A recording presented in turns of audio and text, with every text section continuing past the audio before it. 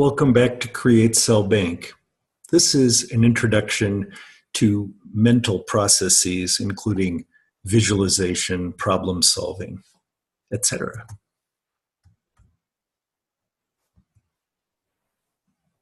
At Stanford, we had a professor named Bob McKim. He was the founder of the product design program, and he taught a design process that has the user as the focus. We're going to adopt that. This process is now called design thinking, and it really breaks up into some simple groups: studying and empathizing with a user group, defining the specific needs of that user group, performing ideation, including generating many ideas, which is called fluency, and taking many approaches, which is called flexibility, and building rapid prototypes, testing those prototypes, and then the most important part is iterating, and sometimes iterating and iterating until the user's needs were met. So in CSB, we're generally going to follow design thinking, the process, in a slightly modified format that's appropriate for this class.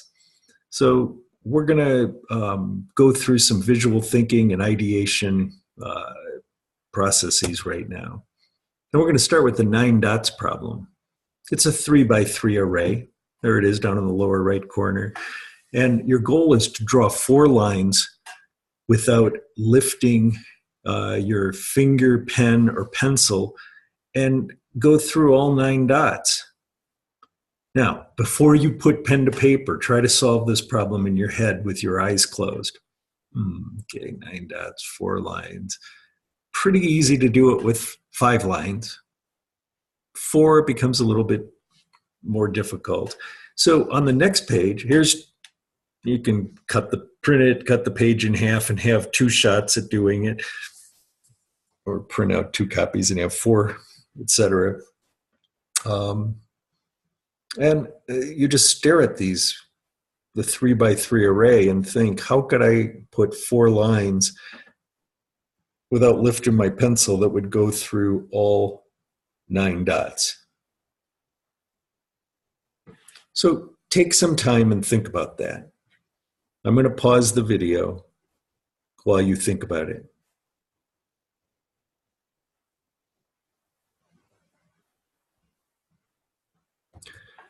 Okay, so now the 9 dots problem, it's one of the best, in my view, illustrations of the need for thinking outside the box.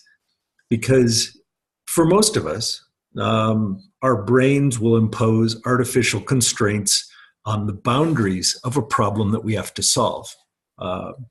And so in this problem, what do you think are the mental blocks that most of us get tricked into following? And, there's some hints down at the bottom. Did your brain tell you to stay within the lines? Did your brain tell you could only touch each dot once? Let's take that first one, stay within the lines. When you look at a 3x3 array of dots, what does your mind automatically do? It draws a square around right through the centers of each one of those dots. And it's kind of saying, look inside to try to find the solution. Well, I've kind of clued you in, and but let's look at it. There's an infinite number of solutions. I know that's really comforting, especially when you're struggling to come up with one, if you were. But look at the first line down in the lower right. And why don't you, if you print this out, draw that same line? Whoa! Looks like it's going to end somewhere between the R and the semicolon of instructor and the B of Bill. Here's a second line. Whoa, outside again. But I've gone through 4 dots. That's a good sign. What do you think the next line's going to be? Well, let's see what that third line segment. A line segment has distinct beginning and end, and that's what we've drawn here, our line segments. And we've gone through 3 more dots. How many more do we have to go through? 2 more. Do you see where we could do this? Bam! Voila! We're done. We've done it. We've solved the 9 dots problem. Now, we went outside. Now, that last line, that 4th line segment, I didn't have to go through that 9th dot, but I did. But let's just say I stopped there. There's really 3 line segments that went outside of the artificial boundary. And that's really it. Good problem solvers will find ways to think truly outside the box. But here, there's no box. Our minds tended to put a box in place. So now, in mental imagery, being able to develop your capability for producing clear mental imagery about your ideas is a very important part of developing the quality of your innovation processes. It will help you think up more, to be flexible, to be fluent, to be able to communicate those ideas as you generate them. So while you're involved in the following exercises, I have to give this disclaimer. Please close your eyes. Don't drive. Certainly don't text and drive. Positively, don't drink, text, and drive. And absolutely, whatever you do, don't drink and text while operating any heavy machinery. Okay, here we go. As I read this list, I'm going to pause while you try to develop a clear mental image of what I read off. Let's start with a stoplight with a green light. A stoplight changing from green to yellow. A stoplight changing from yellow to red. Your best friend's face. The shoes you are wearing today. Okay, don't peek. A royal blue Crayola crayon. A ripe red apple hanging from a tree branch. How'd you do? It's kind of fun. If you haven't done this very much, you might be developing new parts of your brain.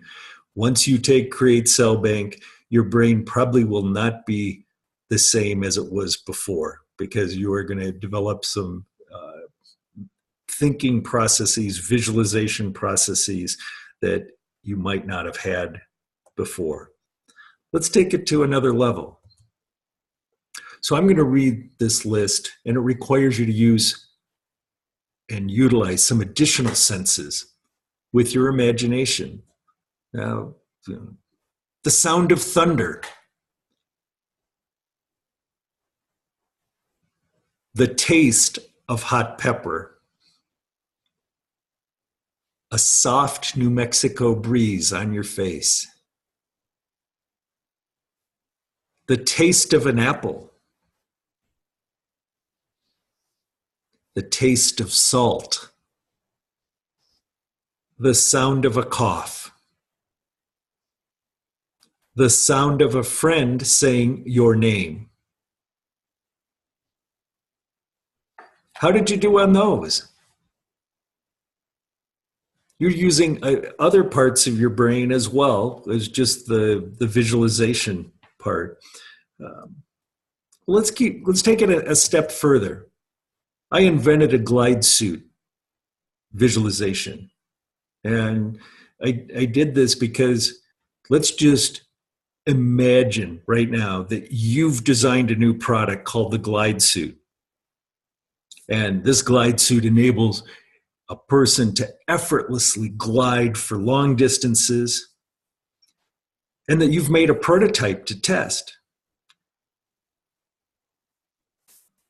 So put on your GlideSuit prototype and make sure everything is working for your test flight. Now, I'm just going to pause here. Your might be sitting in a chair, you might be standing up, but you are in a particular room that doesn't have a glide suit, and you, so I just want to say that. So when I say put on your glide suit, you should have your eyes closed and you're doing it in your head. And take some time, put that thing on, and it all fits. Okay, so now get in the elevator and head up to the 102nd floor of the Empire State Building.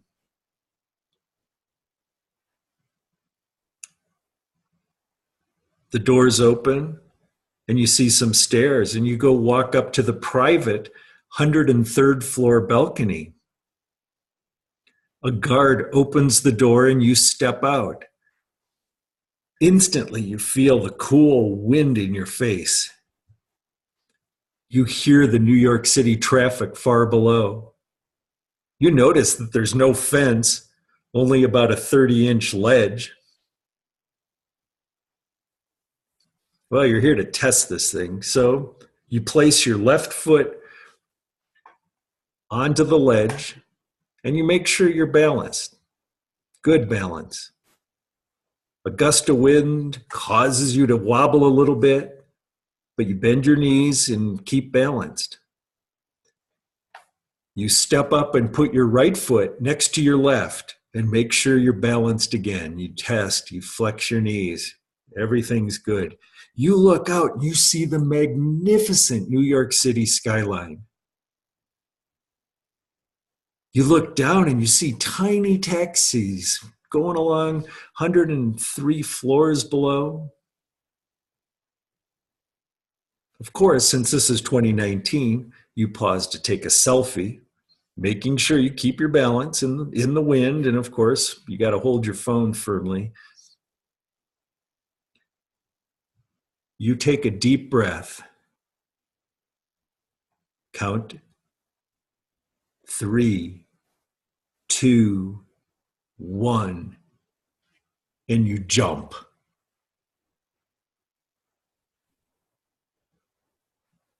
You find yourself gracefully gliding across the New York City skyline, using your arms and legs to steer around buildings. You take pictures of people waving while you're gliding. This goes on 1 minute, 2, 5, 8, 9. Finally, at the 10-minute point, you gracefully land in Central Park. Your product team runs up and gives you high fives. Open your eyes. Although you were not in New York City and probably had your feet flat on the ground during this visualization, did you feel the emotion of fear at any time? How about happiness? How about sadness? Anger? Repeating these previous visualization exercises will help develop your ability it'll help your ability of having mental imagery and being able to develop mental imagery. And that's the intro to the processes.